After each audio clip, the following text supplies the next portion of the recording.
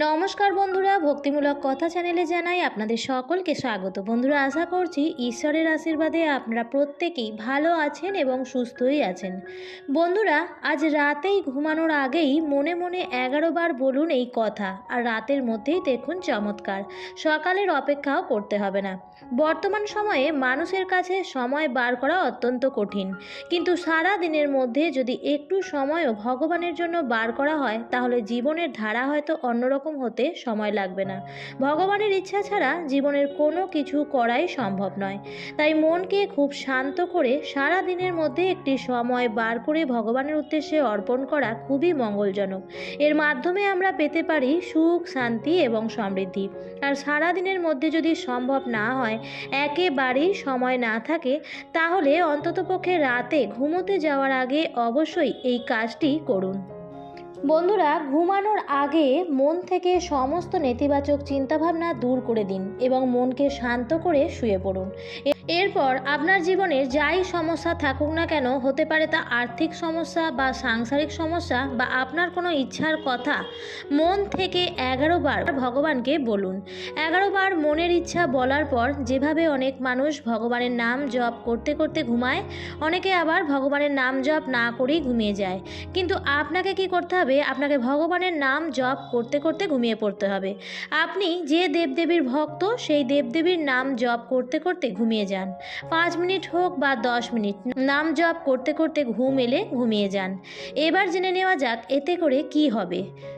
বন্ধুরা, পরমাত্মা আপনার ভেতরেই আছে, সব কিছুই আপনার ভেতরেই আছে, বাইরে কোথাও খুঁজতে যাওয়ার কোনো দরকার নেই। তাই প্রথমে যখন আপনার ইচ্ছা বলবেন আর তারপর যখন ইষ্ট দেবতার নাম জপ করবেন, তখন আপনার অন্তরের আত্মা আপনার মনের ইচ্ছা পরমাত্মা পর্যন্ত পৌঁছে দেবে। কারণ নাম জপ করতে করতে ঘুমিয়ে গেলেও আপনার মন সারা রাত নাম জপ করতে থাকবে।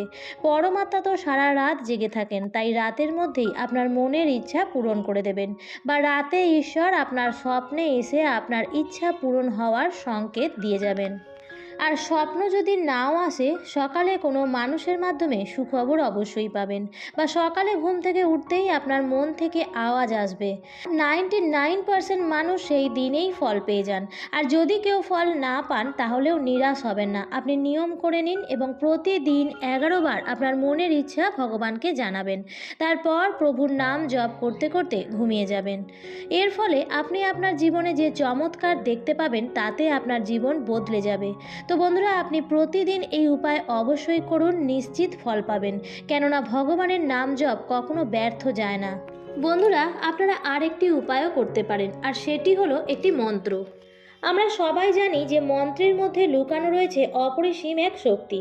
তা সে যে কোনো মন্ত্রই হোক না কেন, শাস্ত্রে বলে দিনে একবার হলেও যে কোনো একটি মন্ত্র পাঠ করা উচিত। মন্ত্র পাঠ করলে অত্যাধিক পরিবর্তন আসে জীবনে, যে পরিবর্তনের কথা হয়তো আমরা ভেবেও দেখি না। আমরা একবারও ভাবি না যে মন্ত্র উচ্চারণের মাধ্যমে আমরা পেতে পারি দান ধ্যানের মতো পুণ্য করার সুযোগ। তাই বন্ধুরা, সারা দিনের মধ্যে একবারও যদি সময় না পান, তাহলে রাতে ঘুমোতে যাওয়ার আগে অবশ্যই এই মন্ত্রটি উচ্চারণ করুন। এই মন্ত্রটি উচ্চারণ করতে হবে টানা 39 দিন। আর সেই মন্ত্রটি হলো ওম শয়নে শ্রী পদ্মনাভায় নমঃ। এই মন্ত্রটি এক টানা পরপর 39 দিন উচ্চারণ করতে হবে। এই মন্ত্রটি যদি রাতে ঘুমোতে যাওয়ার আগে প্রতিদিন উচ্চারণ করা যায়, তাহলে দৈনন্দিন জীবনে খুবই ভালো উপকার পাওয়া যায়। সবশেষে বলবো বন্ধুরা, অনেক টোটকা উপায় প্রতিকার করেও যদি কোনো ফল না পান, তাহলে শুদ্ধ মনে বিশ্বাস রেখে আজ রাতে এই প্রতিকারটি করুন। ভগবানকে জানান আপনার মনের দুঃখের কষ্টের যাবতীয় সমস্যার কথা, আর দেখুন তার চমৎকার। তো যাই হোক বন্ধুরা, আমার আজকের পর্বটি এই পর্যন্তই। ভিডিওটি দেখে ভালো লাগলে লাইক, কমেন্ট, শেয়ার করতে ভুলবেন না, এবং এই ধরনের আরও ভিডিও পাওয়ার জন্য চ্যানেলটিকে সাবস্ক্রাইব করে পাশে থাকা বেল আইকনটির অল লেখাটিতে ক্লিক করে রাখবেন।